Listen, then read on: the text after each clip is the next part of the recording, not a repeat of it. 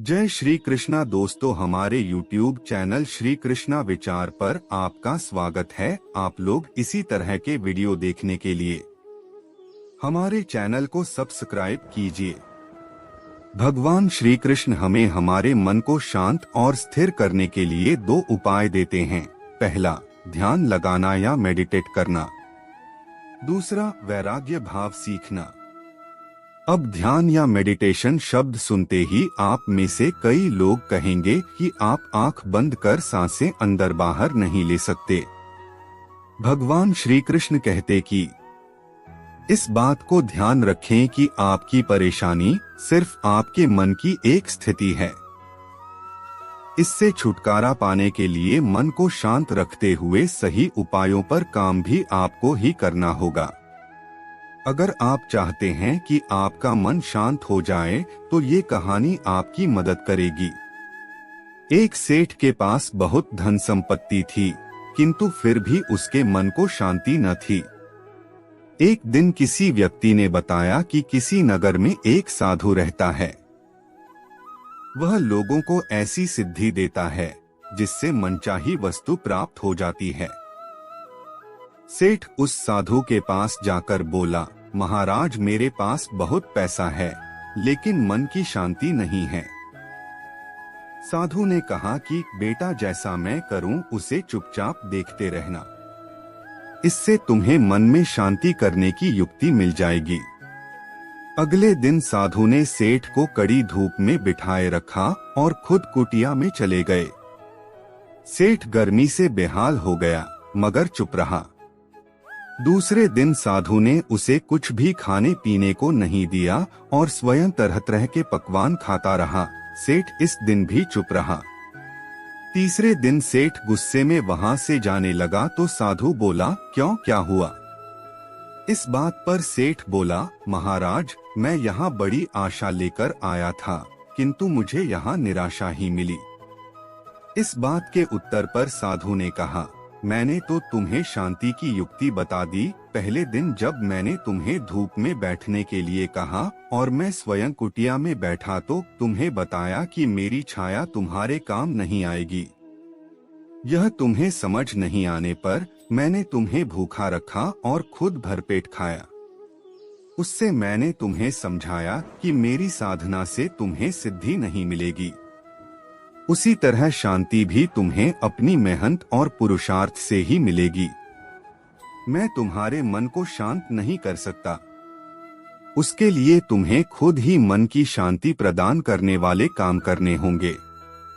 यह सुनकर सेठ की आंखें खुल गईं और वह साधु से आशीर्वाद लेकर अपने घर चला गया। भगवद गीता में भगवान श्री कृष्ण कहते हैं, मन का बेचैन होना उसका स्वभाव है। हमारे मन को लगता है कि अगर वह अलग अलग बातों के बारे में सोचता रहेगा तो हमें आने वाली हर मुश्किल और मुसीबत से बचा लेगा, पर ऐसा होता नहीं है। हम अपने जीवन का काफी अधिक समय सोच विचार करके परेशान होने में निकाल देते हैं। भगवान श्री कृष्ण कहते हैं कि मन का यह स्वभाव बदलना मुश्किल जरूर है, असंभव नहीं। अच्छा, अब आप एक बात बताइए, क्या आप कौए को कह सकते हैं कि वो काम की आवाज ना करे? या फिर क्या आप किसी मेंढक को कह सकते हैं कि वह पानी देखते ही ऊंची छलांग ना मारे? हमारे मन का भी कुछ ऐसा ही है। जीवन में कुछ भी होता है, अच्छा या बुरा, हमारा मन उस पर काम करने लगता है। काम से मेरा मतलब है चिंता करना, व्याकुल होना। कोई बुरी बात होती भी नहीं है और मन परेशानी की ऊंची ऊंची लपटें लेने लगता है। कभी कभी तो मुझे ऐसा लगता है कि हम में से कई लोग सिर्फ परेशान होने के लिए जीते हैं। सारी परेशानी, पीड़ा, दुविधा अक्सर हमारी मन की बनाई हुई कहानियां होती हैं। भगवान श्री कृष्ण हमें हमारे मन को शांत और स्थिर करने के लिए दो उपाय देते हैं। पहला, ध्यान लगाना या मेडिटेट करना।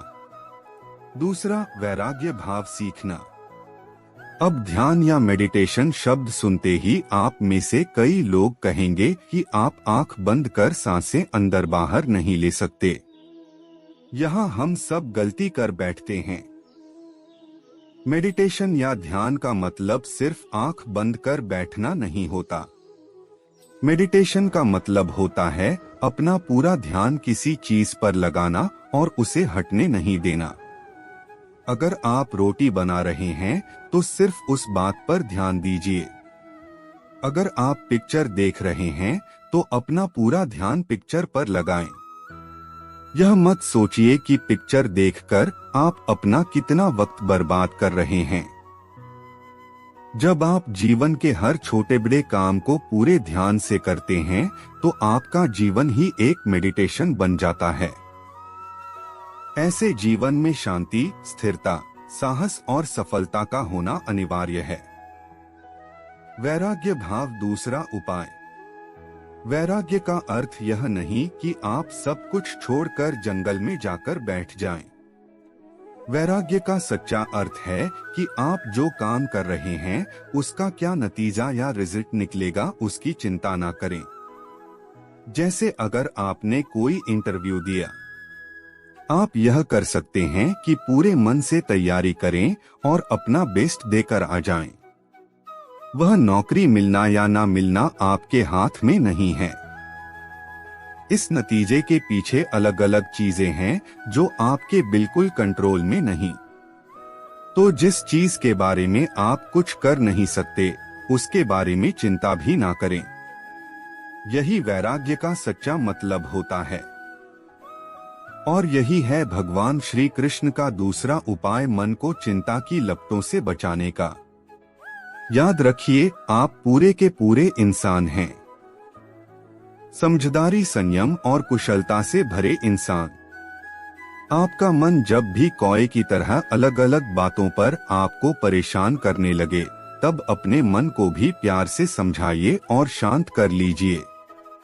बस अपने ऊपर विश्वास रखिए कि आप कभी अपना बुरा नहीं होने देंगे।